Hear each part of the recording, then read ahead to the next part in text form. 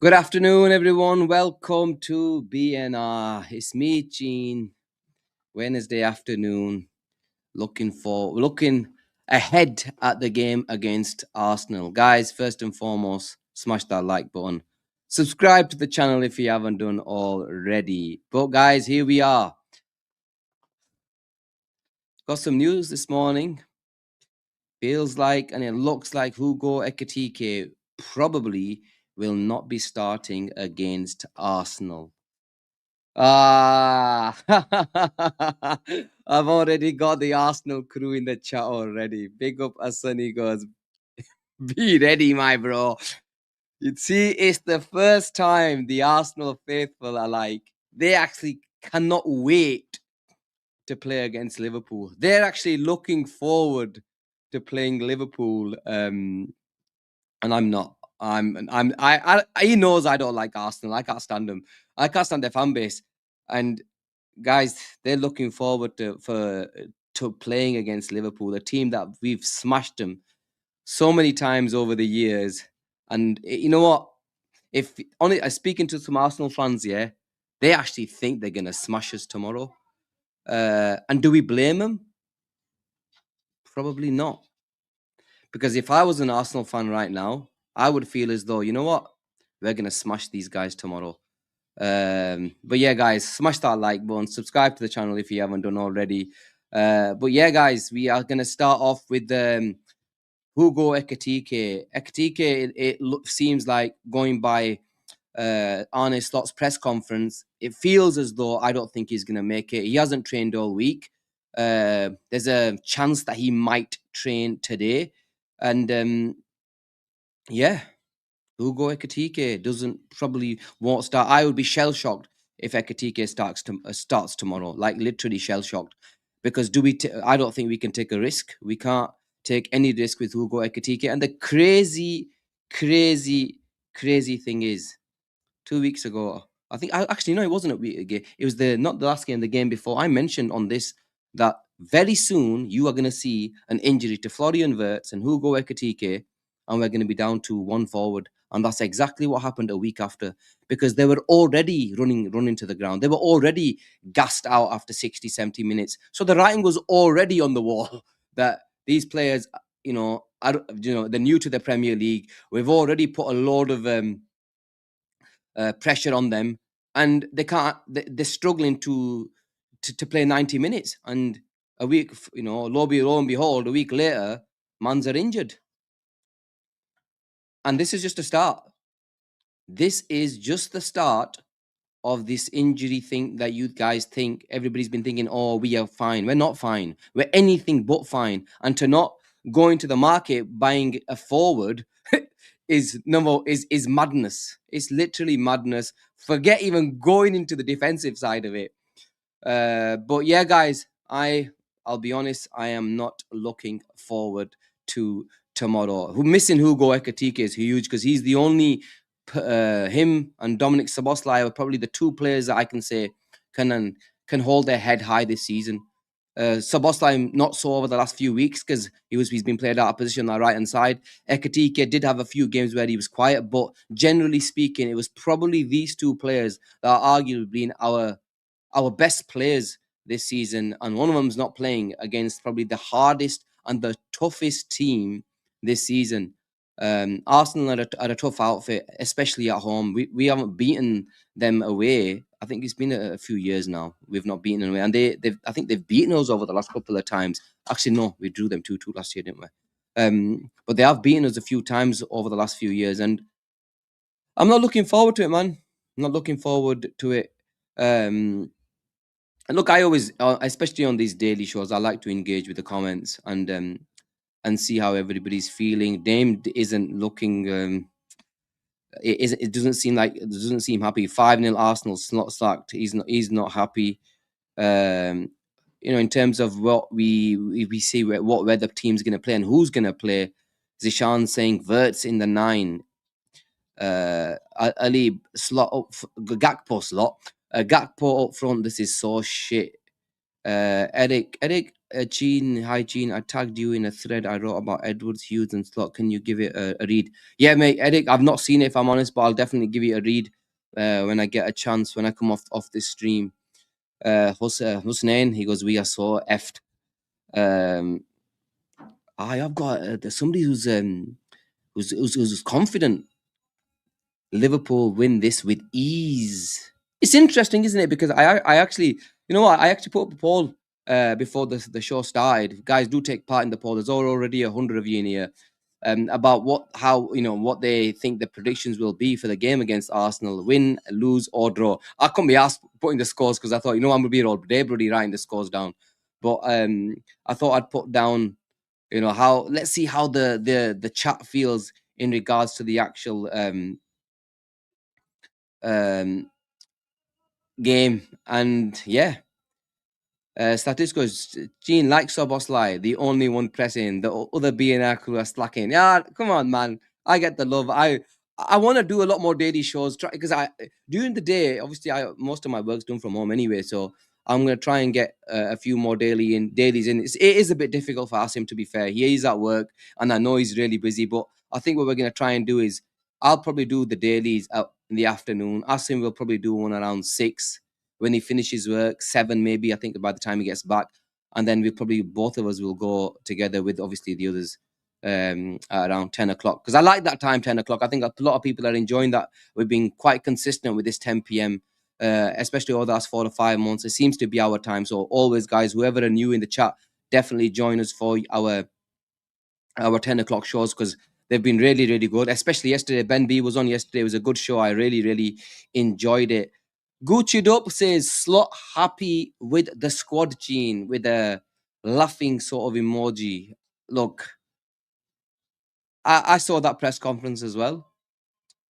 It stank of someone towing the club's line. That's all it was. Anybody who goes against the club's towing the club's line, you know what's gonna happen. You saw what happened with Maresca. You saw what happened with Ruben Amorim. Both of them are out of a job. Arne Slot is not gonna go against the owners. Arne Slot is not gonna go against the hierarchy. The director of football and Hughes and Edwards. He ain't going against them boys. We know that they'll come back. He'll probably say that I was backed when that thing happened, when everything kicked off with Salah, and yeah, I'm not fucking hell. If he's happy with the squad, then go and fucking show, win football matches. Go and play a brand of football that the Liverpool faithful are happy with, because we're playing probably the worst football I've seen since the Hodgins, maybe Brendan Rodgers era. Okay, Brendan Rodgers era. It's the worst football I've seen. Is go to sleep football. And I know, to be fair to Slot, he did say, it's not a brand of football that he likes. He doesn't want to play that way in the presser. And I don't think anybody was. But if you're happy with this squad, yes, we've got a few injuries. I get that. But still, you've played teams that are shite. You've played 70% of the teams you've played are probably sat, 18th, 16th, 15th. They're the sort of league positions of the teams over the last 7 or 8 games. We've played against them sort of opposition, and we've played absolute dross football. I've called it, and I said, get to January, mate. When the tougher tests come, when your team is up against some difficult opposition, teams with a lot more physicality, the Sunderlands, the Newcastles, obviously City, Arsenal, Nottingham Forest. We will talk about how good your squad is when you play against them sort of teams. It isn't rocket science, guys, that Liverpool need to make signings. It's not rocket science that we are short in numerous areas. And for them to say, oh, we've got a good squad, we're happy with the squad, is a lot of bollocks. Like I said, he's just towing the club's line, and I don't like it, but you can't exactly come out and go against the owners, can it? If he was to do that, we know what happens. And yeah, he doesn't. Gad goes, he doesn't have enough forwards. He doesn't have enough forwards. Go and spend. Go into the market and go bring in somebody.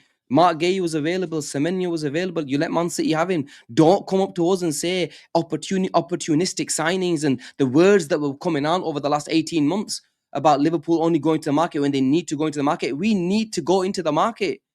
We need to go into the market. And because if we don't, we've only won, like Ash mentions, we've only won only 3 wins with those easy 7 fixtures. That's exactly what it is. We've only won 3 times. I think it's 5 and 15. But we'll only look at the last 7 or 8 games. We'll only come back and say we're unbeaten in 9.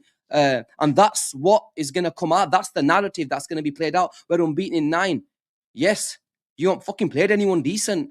Arsenal's the first one, like proper decent. The other one was Tottenham, right? Half decent, I'm talking about. And you practically just about beat 9 men. Just about, and they were down to 10 for a majority of the game. So the 2 decent teams you played against, we saw that, and we saw how well we played, and we'll see tomorrow night. I'm not saying go and we beat Arsenal, because anybody can lose against Arsenal, but I'm hearing that we play better against better teams. The Real Madrids of this world. We were playing better with Atletico Madrid and Arsenal at the start of the season. Yeah, we played well in some games, but we had an attacking threat in them games. Right now, we have no fucking threat at all. We're going to be seeing Cody Gakpo up front tomorrow with Florian Wirtz, Dominic Szoboszlai, our 3 midfielders, and be prepared for the same old shit. Because nothing is changing tomorrow. If you're thinking we're going to put up a performance, I will be shell-shocked. I will be literally shell-shocked if we see a brand of football that us guys are going to be happy with. S-Slot, big up for your super chat. Thank you very much. We are down to 1 attacker in Slot's son. Don't give me these journals saying Chiesa is an important member of the squad and he trusts Rio. Trust Rio. My ass here, trust Rio. Look, I understand. I don't want to sit here and make it a Slot bashing. I understand why sometimes he hasn't thrown him in. Because, look, guys, we were playing dross football. He's gone from one extreme to the other, and he doesn't want to throw Rio in and, really hurt his confidence. I get that. But why haven't you brought him on? You gave him 10 minutes in one game. Why haven't you brought him on in the other games? When we needed Rio to come on, he came on in one game, and we saw, little glimpses of bloody, somebody can bloody go down the byline, gave us some sort of bloody impetus, give us some sort of, directness, being able to go past a man, beat a man, at least try something different. He just doesn't trust him to go out there because he doesn't want to shatter his confidence. But then he never trusts Federico Chiesa over the past 6 or 7 months, throws him in one game, he doesn't have the best of games, and Chutti is out. So you can't win. And he has his favourites, we all know that.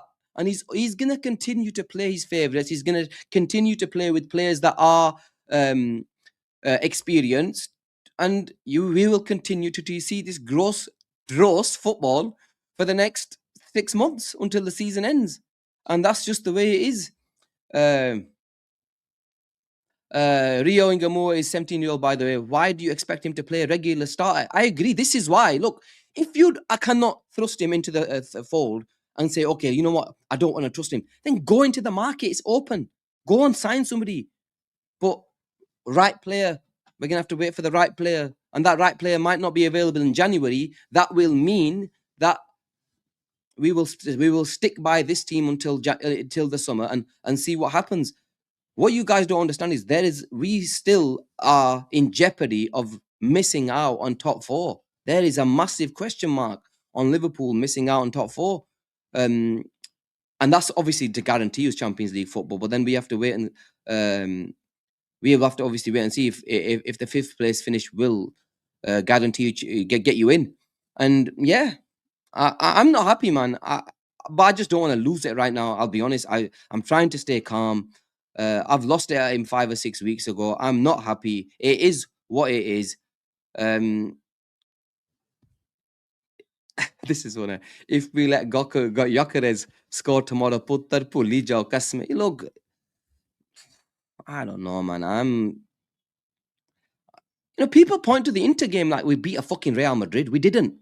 As we saw that game, they're an aging side. We looked at the team, and Inter do well in the Italian league. But then I looked at their team, and yeah, it was a difficult game. I'm not no mistake. I'm not saying it wasn't a difficult game. Of course it was. But they're a bunch of flipping old. They're 34-year-olds playing in their team. Mkhitaryan's and Ajerbi were like 35, 36. Good team, but let's not make it out like they're prime fucking Barcelona. They're not. And you know, they're a good side, but this is the acid test. The next 4 weeks, lads, ladies, and gentlemen, the next 4 to 5 weeks will really show where this Liverpool team is headed.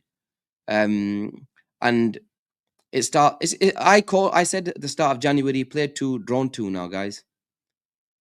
Played two, drawn two. Two sides we should have won. We should have beaten both. So we're minus 4 points, if you ask me already, in the start in 2026. Arsenal tomorrow. We probably will beat Burnley. And then, you know, you've got your difficult ties. Coincide with that, we've got that trip to Marseille, which is going to be a difficult game. Which is a difficult game, and a game that is one I am definitely not looking forward to, because that stadium and that team and them fans can crumble you. Like, they can crumble you. And I'm really not looking forward to it. That will put pressure on Liverpool, having to at least win their last Champions League game. Can we make it into the top 8? Have to win the next 2 Champions League games to get into the top 8. If you want to miss out on the last, you know, the round of 32, they call whatever it is. I don't know, the round of 32, if you want to call it that, to get into the last 16. So yeah, tough days coming up, boys. Tough days are ahead, and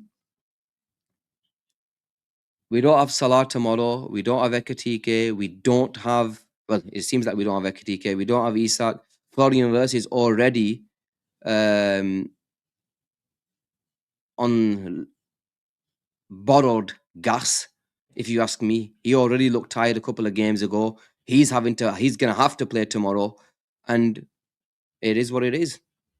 We are literally 2 injuries away. Well, 1 injury away from a catastrophe, guys. And we're sat here, bloody. By the way, Man City, they get an injury, they go and make play.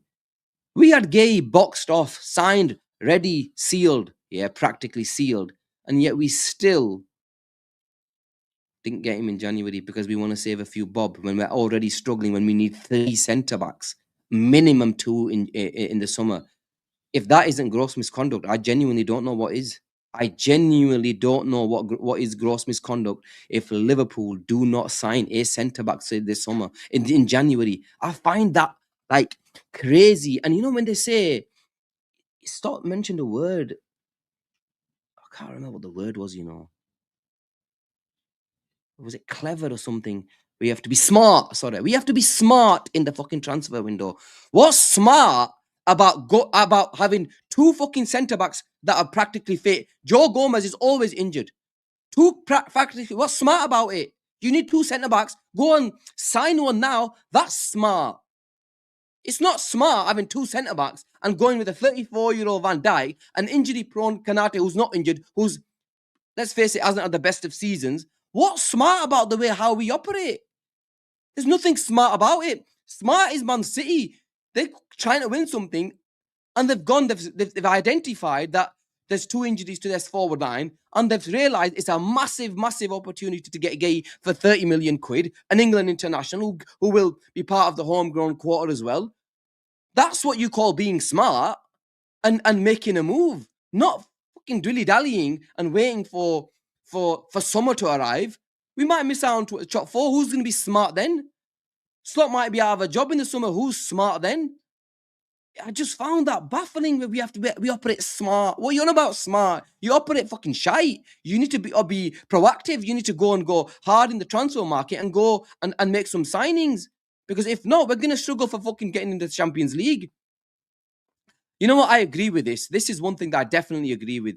A ridiculous 48. I want Edwards and Hughes to face the media. They're the ones with authority. They are ones with authority. I agree with you. And Slot does get the brunt of it. But when you take the job, when you know there's a director of football in place, this is how it works. Let's face it, this is how it works.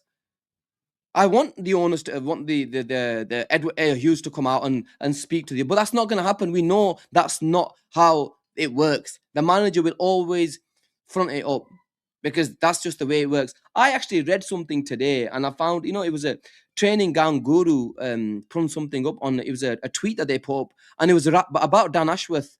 And Dan Ashworth, he was explaining how director and head coach worked together while he was at Brighton. He goes, if I sign a player this is Dan Ashworth speaking, he goes, If I sign a player that Graham, that you're talking about Potter here, doesn't like or want, it's a drastic waste of resources. Ultimately, Graham has to pick the 11 players, and if he thinks he will give him a best, that gives him a best chance of winning. If he doesn't rate the attributes in a player that I do, then we are not going to invest the transfer fee, salary, or agent's fee on a player that Graham doesn't want or is unlikely to play. And that reverts. And when I read that, it just went. And I just remember Federico Chiesa. If Arne Slot didn't want him, if Arne Slot doesn't rate him, don't go and fucking buy him. Don't go and buy him. Why are you spending 12 million quid? Makes no sense. And then to say he's part of a squad, he's not going to pick him, and he's shown he's not going to pick him. So why go and bring him in? Go buy somebody else. If there has to be some sort of cohesion with the hierarchy and the manager. Go and buy players that he wants, bring them in, and then see what happens. He didn't want to get rid of Diaz. That's what we're told, right? He doesn't want to get rid of Diaz. Why did you get rid of Diaz then?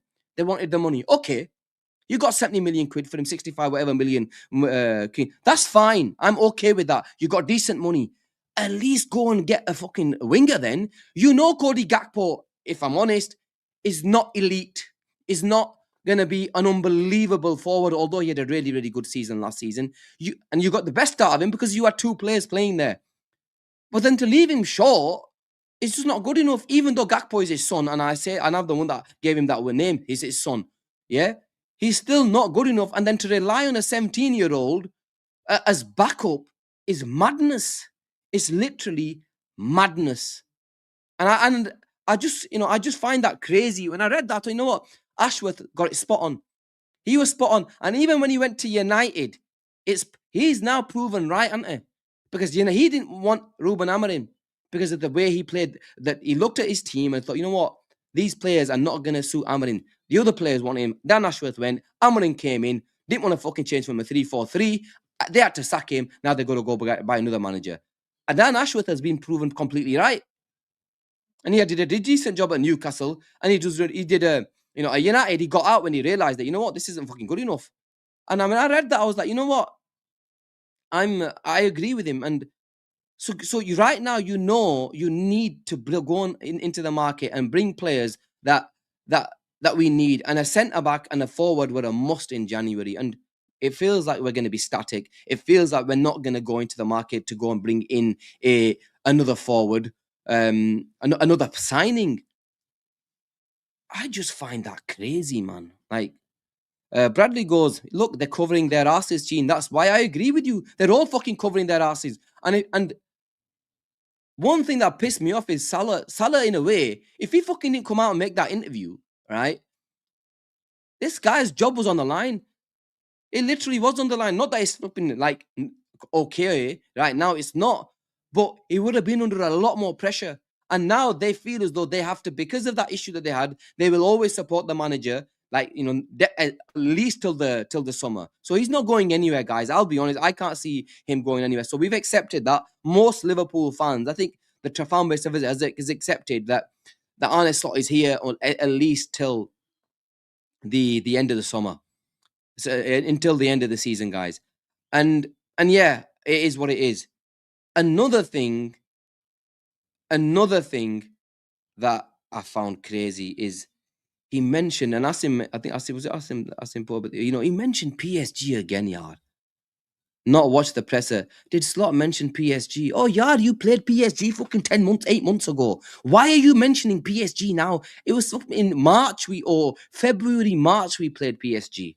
Why are you talking about a game that we played on the weekend, comparing it to a game from fucking last season? Of course we know it's chalk and cheese. It's not fucking rocket science, mate.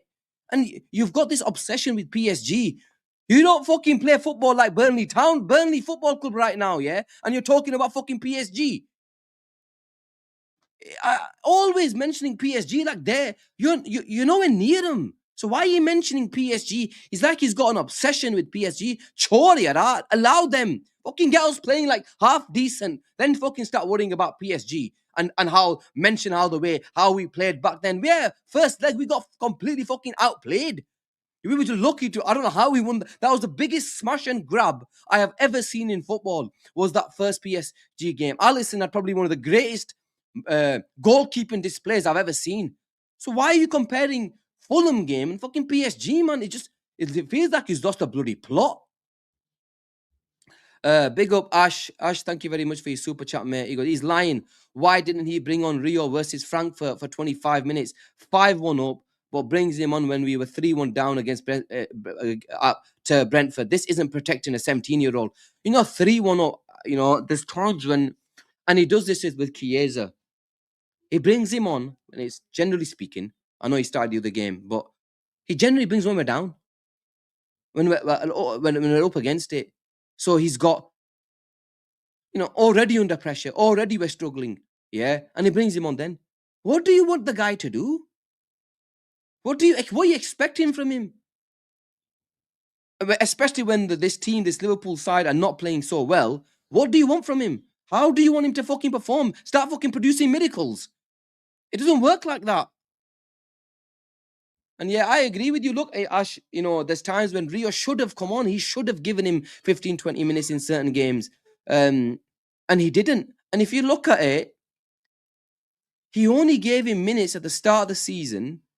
And then he stopped giving him minutes before the window closed. I'm just trying to put two and two together. And the window closes and then he doesn't play any games. Hardly any games, anyway. Games, at least he should have come on and then now he started to bring him on because obviously there's fan pressure. There's no flipping players that are ready. And he doesn't have a choice. So he had to bring him on in a couple, like the other day when I think it was Leeds that he came on against. And I don't know, man. I'm just flipping baffled as much as you guys are with all of this. S-Jot, big up. Thank you very much for your super chat. Yard, PSG, pajamas, rati. This basically, that means Arne Slot wears PSG pajamas when he wears to sleep every night. Look, look, if that's the benchmark, we all want to be PSG. We all want to play the right way. We all want to play the Luis Enrique flying fullbacks, unbelievable technical midfielders, and unbelievable pace up front. If that's how you want to play, and then you guys go sign players who don't fucking press, then you've got a major problem. You've got a major problem. If we want to play like PSG, and they've got Kvaratskhelia, Doué, Osman Dembele, who are pressing monsters with Barcola, who these players press like no man's business. But then you go and sign Ekitike, Isak, and Wirtz. These guys ain't pressing monsters, man. So you're signing players who don't even fit the system, who don't fit the PSG model. So it's baloney's why he always mentions them if that's the way we wanna play. Ridiculous. He goes, Gene, we're not finishing top 4, unfortunately, mate. I'm worried. I've mentioned this before. I am really, really worried. Especially if we don't sign anyone. So, and if we miss out on top 4, mate, but this manager, this fucking board is fucking getting it from me, mate. I'm gonna go on a rant that these guys will have never heard. I will absolutely tear a fucking shitter in them, right? That they won't even, they'll know something that's fucking hit them. Because I don't take bullshit. That's one thing that I will never ever, take and accept is bollocks being, wool in front of our eyes. I'm not that type of fan. If I've got something to say, I will always call it for what it is, whether it's, if I see people disrespecting Salah, when I see people disrespecting anybody, any football club, even the manager, there was times when people were disrespecting Klopp. I was like, what the fuck are you on about? You back your team when you have to back your team. But you have to call a spade a spade. When they're playing shit, you call them out. If the owners are doing shit, you call them out. If the board are doing shit, you call them out.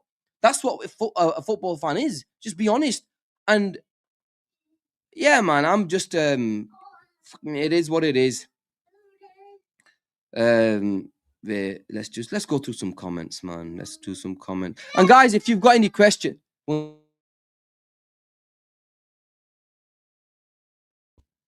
gonna ask you if you've got any questions, fire them, and I'll answer them as much as we can. Salah goes swap deal for Enrique for Slot. Toba, mate. I don't think they want Slot. I'm only messing. Look, he's a good manager, but I think for me personally, his days are numbered. I'm not. I've realized that I don't think this guy is good enough to take Liverpool to the next level, bro. When did you check your your blood pressure? Calm. I'm always calm, man. But when it concerns Liverpool, sometimes look, you do lose it. You do go a bit crazy. It happens, man. It happens. It's football. It brings out the passion in you, and I'm one of them fans who wears my heart on my sleeve. And I say exactly how it comes out. Maybe sometimes it shouldn't come out the way it comes out, but it is what it is. Uh, Just like goes, where do you think Gay ends up? If he leaves in Jan, City. If he leaves in the summer, Liverpool.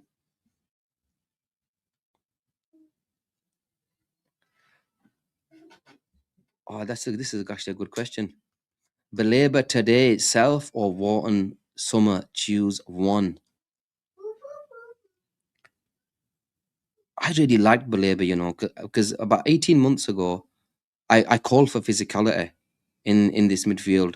This was before Gravenberg went into that position. I wanted Belabor. I wanted Wharton like crazy, but I always felt physicality was key. But obviously, then the way we played with Gravenberg, I thought, you know what? Nah, I think I'm back to Mr. Wharton. Wharton will get us playing again. Now the way the league's gone, I do like Belabor. I like Anderson. I like one. I like all three. But I think if I had a choice right now with this question, I mean, I'd go Belabor. And people are gonna might give me shit for this because I've been fucking harping on about um Adam Warren for the last 2 years. But we need physicality, and if we can get it, guarantee us that signing now, I would take Belabor. And Belabor, people are mentioning, oh, he's not having the best of season and all that type of stuff. He hasn't, but look, let's face it. He wants out. He wants out. He wants to leave. And if I had the chance, I would take Belabor. I think a bit more physicality is needed in this Liverpool team right now. But I think United have got him boxed. I think he will probably end up at United. I think sometimes a team does a lot of homework on a player. We saw that with Caicedo and Chelsea. I think Baleba was practically done if United were really willing to pay, but the Brighton didn't want to sell number one and they wanted stupid money. And United thought, you know what, let's wait a year because they've got other positions that need sorting out and deals that were 40, 50 million for 50, 60 million Cunha and Bremo. There were probably more needs than Baleba, even though they needed Baleba. But I think he ends up at United. Yeah, I think quite a few of us, a few of the chart believe he will end up at United. Baleba Nando, I hope I said it right. Baleba long term doesn't fit the team. He's like Caicedo, physical but struggled to really play football. Bro, if I had a fucking Caicedo right now, this team would tick. Caicedo I was gutted, and I think most Liverpool fans were like gutted when we didn't sign Caicedo, because imagine that midfield of him at that time. You've got physicality, presence, tackling. Then you've got Szoboszlai's running. We would have caused a lot of teams a lot of problems. He was the perfect player. He was the perfect player, and I'm fucking gutted we missed out on him. But it is what it is. There are the players that we can go for and bring in. That we can bring in. So let's wait and see what happens. Worried about Vasim was worried about who Man United and Chelsea with new managers. I don't really know much about Chelsea's new manager. I know I've been told he plays the right way. They gave him a long contract. He's probably a yes man, and that's probably what's needed because Chelsea fucking hierarchy are a bunch of fucking crazy fuckers. And we'll have to wait and see. But I do believe Chelsea will get a new manager bounce. I think United will get a new manager bounce.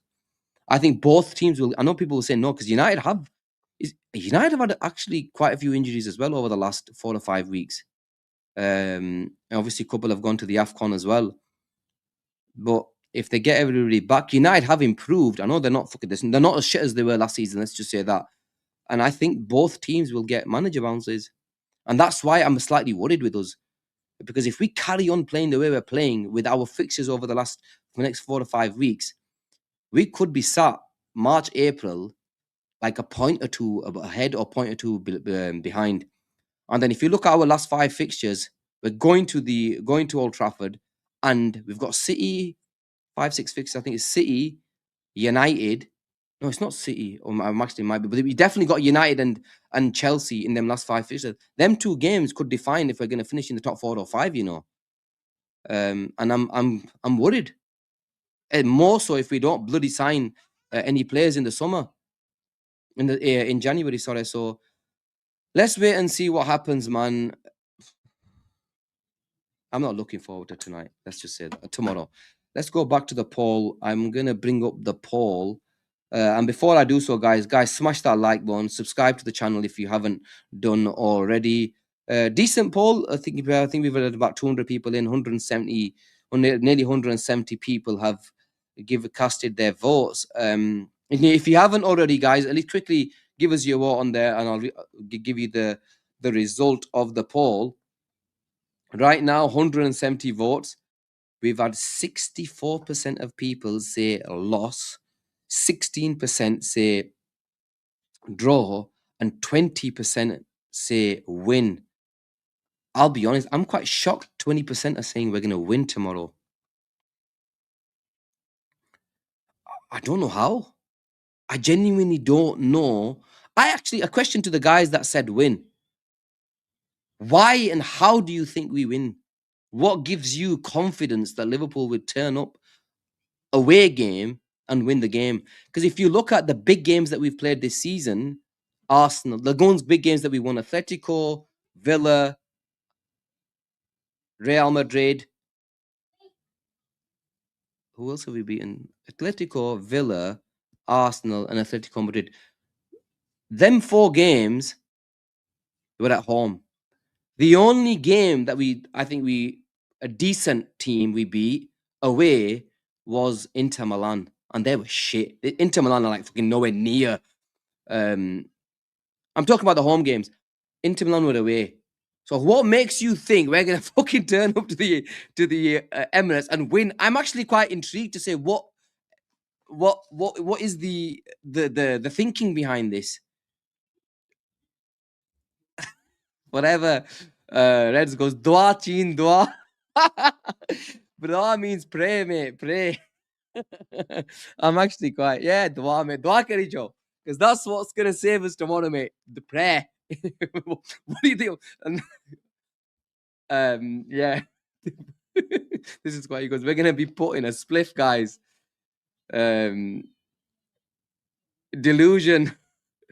Nando goes Inter Milan, but look, Inter Milan, I mentioned it earlier, guys. We just about won that game on a dubious fucking penalty call, right? It really was dubious, and Inter are nowhere near good enough. This is Arsenal's cup final, man. This is Arsenal's cup final. Go on, maybe he's gonna play Ali and Maman in goal together.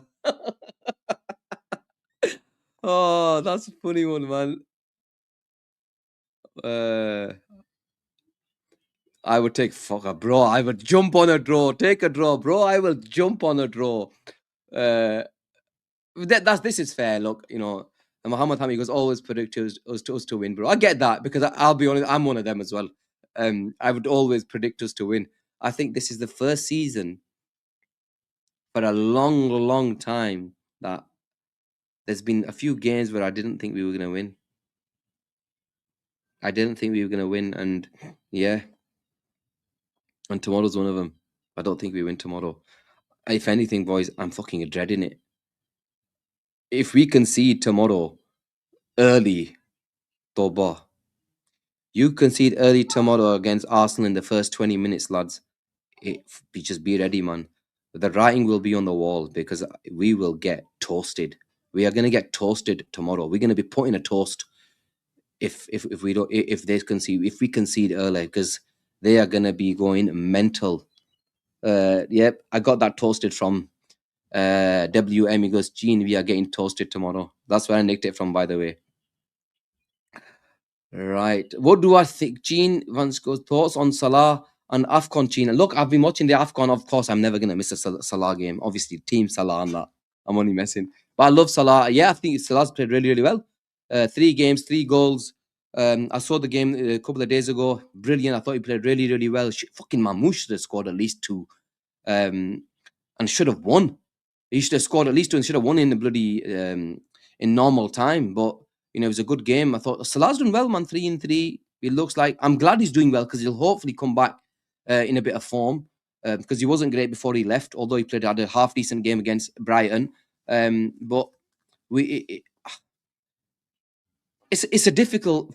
I'll be honest. I would love for him to win it. Do I think he will win it? No. I look at the teams that are still in it. They've got a tough Ivory Coast next. They've got a really good side. Then they're gonna get Senegal. If Senegal make it, they've got a good side. And the final is going to be hard, whoever it is, because it's going to be either Morocco or Algeria or Nigeria, Cameroon. There are some really, really good teams. You don't realize until you watch the games that, some of these players, they're actually flipping, most of these players. And the only two from Egypt I know are bloody Mamouche and Salah. All the rest of them play in the Egyptian league. Well, most of them. So I think it'll be difficult for him to win it. Really difficult. If he wins it, it'll be like a Messi winning the World Cup. Because nobody expected Argentina to really go and win it. And then it's going to need something like that.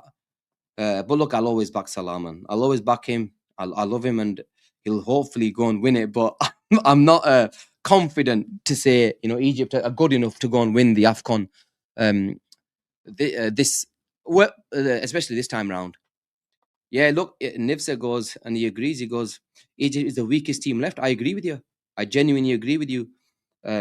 They were lucky that they missed out on the other side of the draw, but Ivory Coast, I think, will probably beat them. Mamouche has to step up. He has to be the Di Maria of Egypt. Mamouche has played okay. It's just not, in the last game, he just wasn't on it. And this is why I'm mentioning Yan Diomande Diallo doing really well.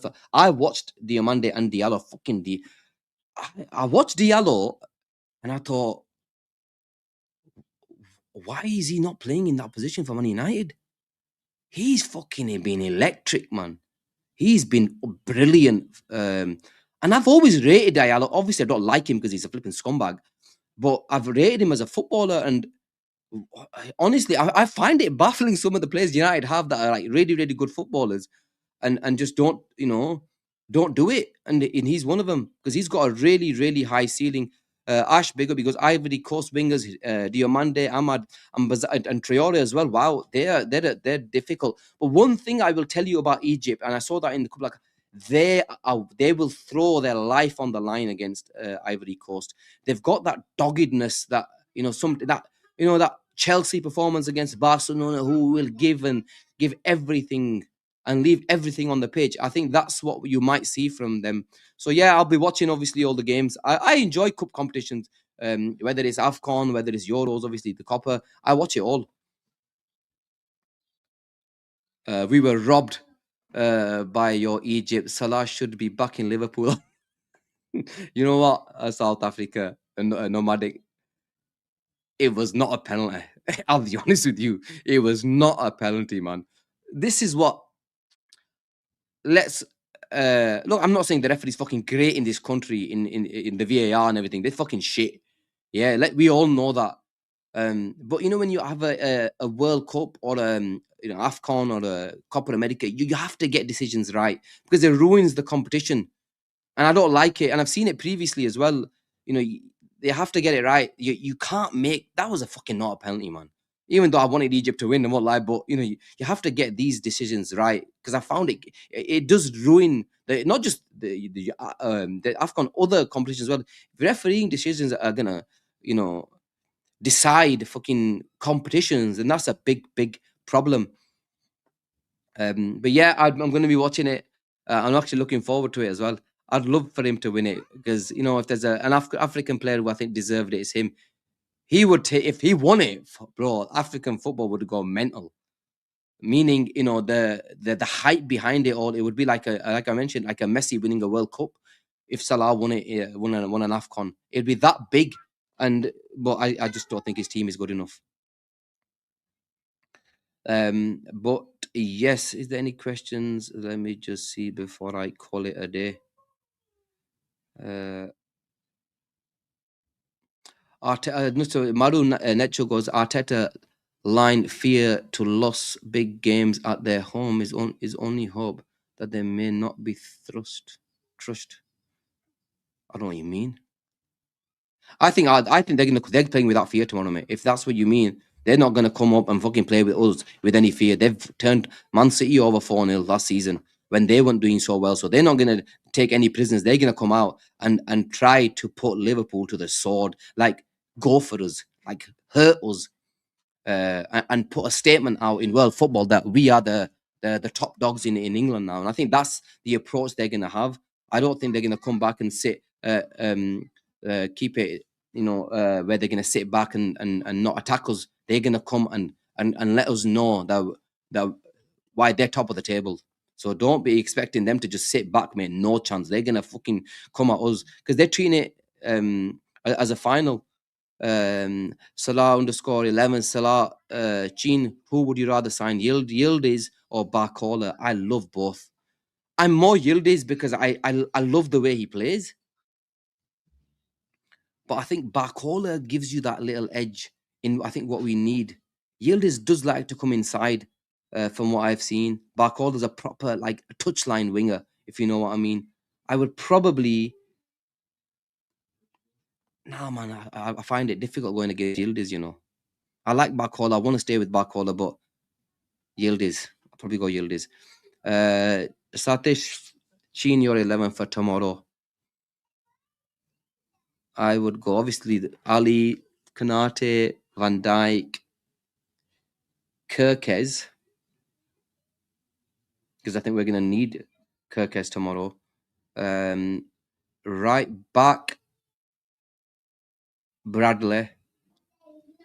Right winger, Frimpong. Then I'd go Szoboszlai. I think it's going to be the same fucking team.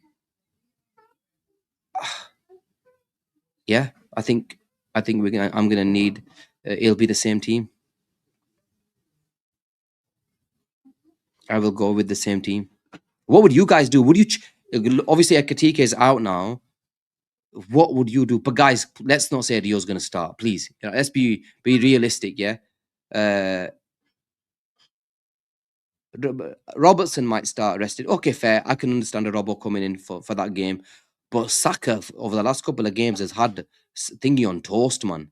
I know he didn't play the last game, but Saka always dralas at Robbo recently, and I don't want Robbo to start. I want to see a bit of energy, and it might suit us to have Kirkes tomorrow.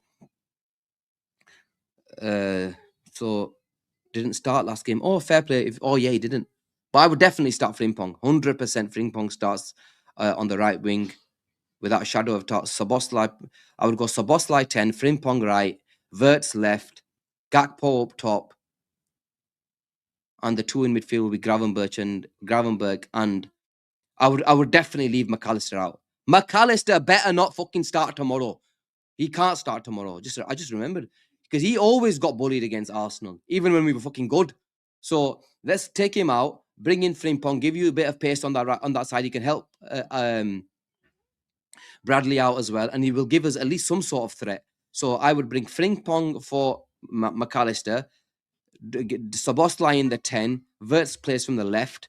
Kirkes, I would definitely play because I think Kirkes, Wirtz, Jones dynamic works a little bit. So I would probably stick with that rather than Robbo. So if you stick with that dynamic, yeah, that's my team. I would definitely stick with that team, guys. Would you go more defensive tomorrow with Gomez? No, I would stick with Bradley and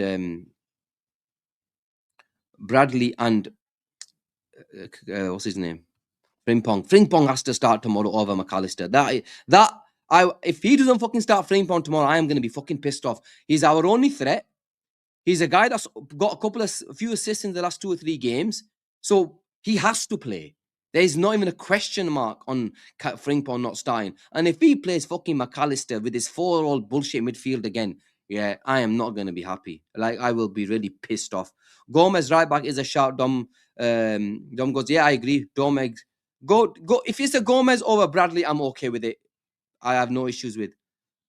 But we're going to be sat back all game, and that's like not forget a mid block, it's going to be a fucking low block for 90 minutes. And I don't want to see you in a low block, because I'm telling you now, we don't know how to defend when we're defending. We don't know how to defend when we're defending, if you know what I mean. But yeah, so it's interesting to see how tomorrow will play out. But guys, there's nearly 200 of you in here. Smash that like button. Subscribe to the channel if you haven't done already. We will be going tonight at 10 p.m. again. The least you can do is smash that like button and subscribe. Like I said, 10 p.m. tonight. Asim will be on. Ben will be on. There will be a proper post-match, pre-match show where we'll be obviously speaking about the game and everything in a lot more detail. But because I've wanted to do some shows during the week now as well, we were thinking there was going to be we thought there was going to be some transfer news come filtering through so we could speak about it during the day and stuff like that. But it feels like Liverpool are not going to be doing any sort of business in the transfer market this time round.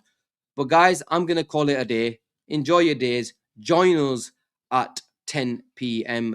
tonight. And before we go, let me just quickly end this poll and give you the answer. Where's it gone? No, I got it wrong. Bear with me 1 second. I like doing polls, I enjoy them. Right, I've ended the poll. The answers, 213 of you guys voted. 61% said loss, win 21%, and draw 17%. The 21%, I genuinely don't know where you get your positivity from. If I'm the most positive guy out there and I'm really, really struggling, then yeah, man, I don't know where you're getting your positivity. But guys, like and subscribe to the channel, and we will see you tonight. Take care, everyone, and goodbye.